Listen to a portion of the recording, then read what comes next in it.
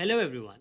Over the last few months, I have been spending a lot of time speaking with enterprise leaders, technology teams, and global brands that are actively scaling AI across their businesses. And I've noticed something very interesting. The AI conversations inside boardrooms have completely changed.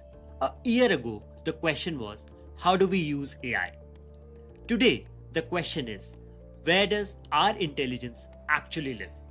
And that shift is far more significant than most people realize. Because over the last 2 years, organizations have aggressively adopted generative AI. Marketing team used AI to create content. Sales team used AI to personalize outreach. Support teams used AI to automate customer interactions. Operations team used AI to streamline workflows. The focus was productivity, speed, experimentation. And honestly, the phase was incredibly successful. It proved that technology worked. It accelerated the adoption and it helped millions of professionals like us understand what AI could actually deliver. But as organization moved from experimentation to an enterprise-wide deployment, something changed. The more AI became integrated into the core business function, the more leadership teams started asking difficult questions. Where is our customer data being processed? Who has access to it? What happens when AI starts interacting with the sensitive business information? And how do we remain compliant? And perhaps the most important one, if every company has access to the same AI models, where does the competitive advantage actually comes from?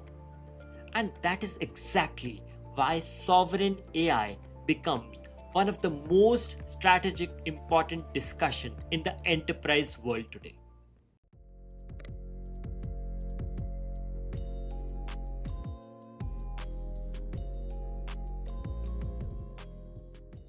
Now, when people hear the term sovereign AI, they often think about the governments building national AI models. And that certainly is a part of story. But for enterprise leaders, sovereign AI is much bigger than that. At its core, sovereign AI is about ownership. Ownership of data, ownership of infrastructure, ownership of governance, ownership of intelligence. Because here is the reality. Public AI models have effectively democratized intelligence. Whether you are a startup founder, or a global bank, or a Fortune 500 retailer, everyone can access remarkably powerful AI models these days. And that's a tremendous achievement. But democratization of intelligence creates a new challenge. When everyone can access the same foundational capabilities, intelligence itself stops being the differentiator. The differentiator becomes the context. Your customer data, your historical performance, your market knowledge, your decision making frameworks. In other words, everything that makes your business unique. The real value isn't the model anymore. The real value is the proprietary intelligence surrounding the model. And that is where sovereign AI enters the picture. Let's take a practical marketing example. Imagine two companies are using the same foundational model. Both have access to the world class AI capabilities. Both can analyze the data, both can build the campaigns. On paper, they have access to the same identical intelligence. But one company has 20 years of customer insights, 10 years of campaign performance data, their customer service interactions data, regional buying patterns, and the deep institutional knowledge. Now imagine connecting AI directly to this intelligence layer. Suddenly, the competitive advantage isn't coming from the model. It's coming from everything the model knows about your business. And that's the strategic shift organizations are now recognizing. The future advantage of AI won't come from the better prompts. It will come from the better context. That is why we are seeing a fundamental architectural transition. Organizations are moving away from the idea of sending their most valuable data to external systems. Instead, they are bringing AI to their data, not the other way around. Think about for a moment. For years, the conversation was, how do we connect AI to our data? Today, the conversation is increasingly becoming, how do we bring AI into our controlled environment? Because as AI becomes embedded into the critical business operations, data ownership becomes a board level concern. And that's where sovereign AI starts moving from a technical discussion to a strategic one. Now there are four major forces driving this shift. Let's walk through them. The first is competitive advantage. As AI becomes universal, proprietary intelligence becomes the new moat. Every organization can access the same foundational models. But no organization can access your data. No organization can access your customer relationships. No organization can access your operational history. And that's your advantage. And sovereign AI helps preserve and amplify that advantage. The second driver is security. An organization deploy AI across customer data, financial information, product roadmaps, and strategic planning. Leadership teams needs confidence that their information remains protected. The challenge isn't whether AI is intelligent enough. The challenge is whether it can operate within the enterprise-grade security boundaries. Organization wants clear governance, clear control, and clear visibility. And most importantly, complete confidence around how sensitive information is being handled. Sovereign AI provides that control by ensuring the enterprise remains the ultimate owner and governor of this intelligence layer. The third driver is compliance. This is becoming increasingly important across every single industry. Whether you are operating in financial services, healthcare, telecommunications, retail, or any government sector, regulatory expectations are growing rapidly. Data governance is no longer optional. It is becoming a fundamental requirement of today's business operations. Modern brand needs to know exactly where their data is being stored, where it's being processed, exactly how their data is moving through the systems, and at the end of the day, who all can access it. Sovereign AI creates a framework where these controls can be designed directly into the architecture instead of becoming an afterthought later. And that naturally brings us to the fourth biggest driver of what's driving sovereign AI to be a strategic shift across the industry, which is data residency. This is the most important topic emerging globally. Countries around the world increasingly want critical data to remain within their national borders. Governments want greater control over digital infrastructure. Organizations want greater certainty regarding jurisdiction and governance. And customers want greater confidence in how their information is being handled. This is particularly relevant in India as well, as the DPDP Acts continues shaping the country's data governance landscape. Organizations are now paying far closer attention to where data is being stored and how it is being processed.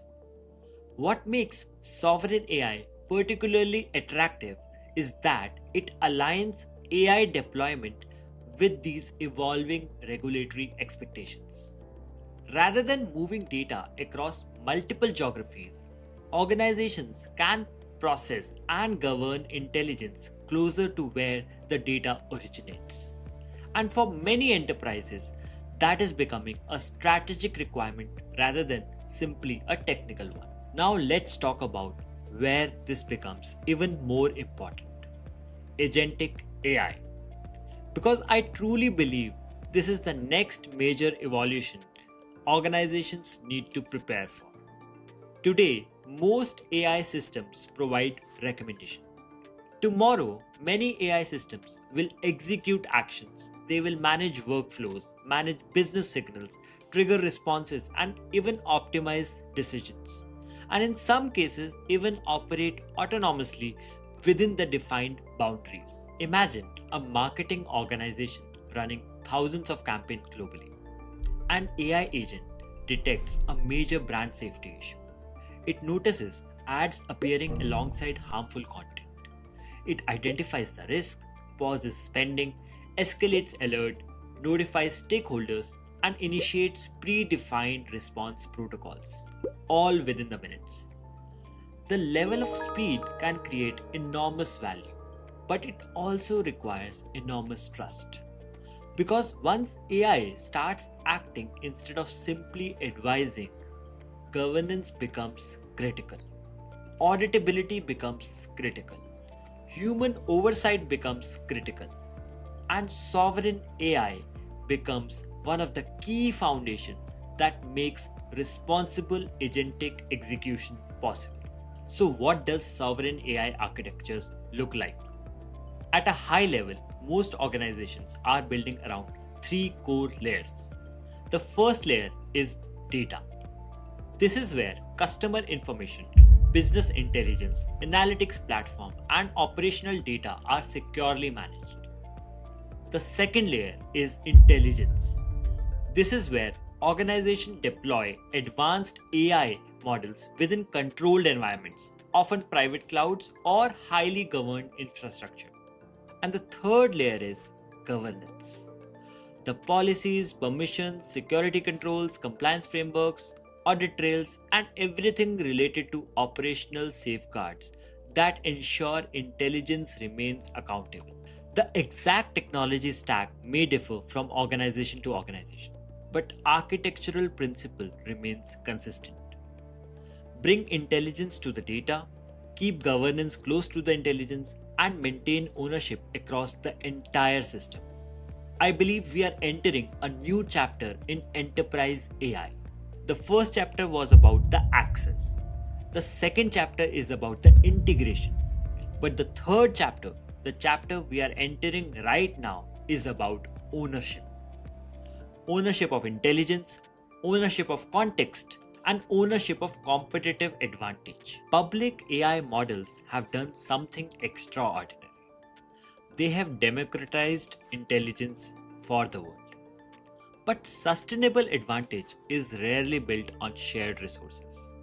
It's built on proprietary assets. And in the age of AI, one of the most valuable proprietary assets an organization possesses is its intelligence layer. And that's why sovereign AI matters. Not because it's a technology trend, not because it's a compliance initiative, or not because it's a security framework. Those things are definitely important, but they are outcomes. The bigger story in this is sovereign AI is becoming the foundation for organizations that want to own the intelligence they create. And over the next decade, that may become one of the most important strategic decisions any enterprise makes. Now, I would love to hear your perspective. How is your organization thinking about sovereign AI today? Are you still experimenting with public AI models? Or are you beginning to architect private intelligence environments for the future? Let me know in the comments section below. If you enjoyed this discussion, subscribe for more insights on AI, marketing transformation, and future of business. Thank you for watching. This is Vaibhav Chachra signing off. Until then, I'll see you in the next one.